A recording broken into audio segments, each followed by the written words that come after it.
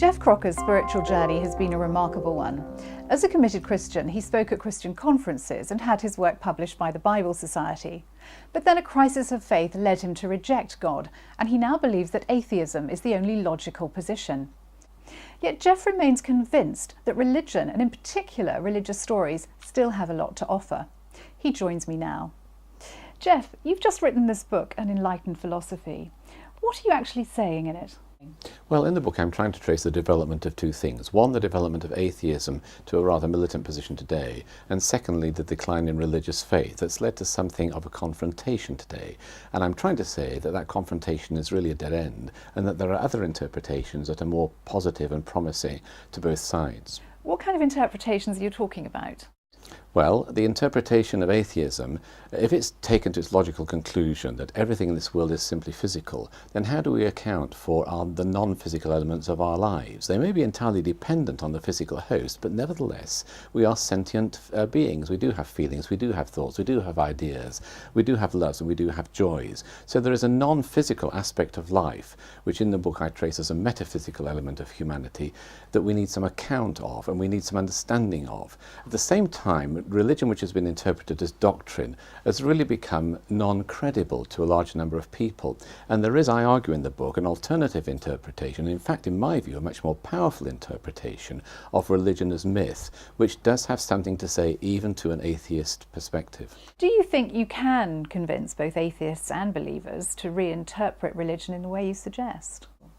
Well, one can only set out a case which you make as convincing and compelling as you can, and again that's what I try to do in the book.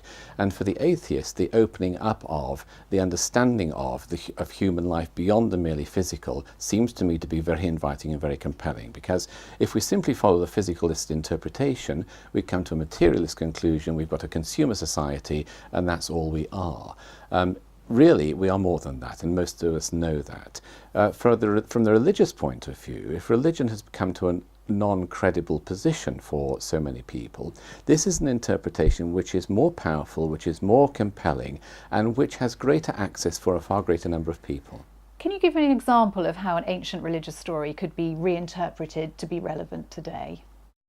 Well, I take a couple of examples from the book. One is the Old Testament story of Cain and Abel in the book of Genesis. Some will know this story, to others it won't be so familiar. But in the story, Cain becomes very jealous of his brother Abel, and that jealousy turns to hatred and he ends up murdering him. And the plot, of course, is one very familiar to human people, and that is one of sibling rivalry. So we all encounter quite frequently the problem of sibling rivalry. It haunts us to some extent, and the fable, the story, the myth powerfully speaks to it. Similarly, in the New Testament, there's a wonderful story where Jesus throws the market out of the temple. Now, this story doesn't mean anything doctrinally at all. You can't believe in this story. But as myth, it has a powerful message to say about the role of market in human society, and whether there should be a temple which is holy from the price and profit signals of market in human life. So what's your call to action? What do you hope this book will achieve?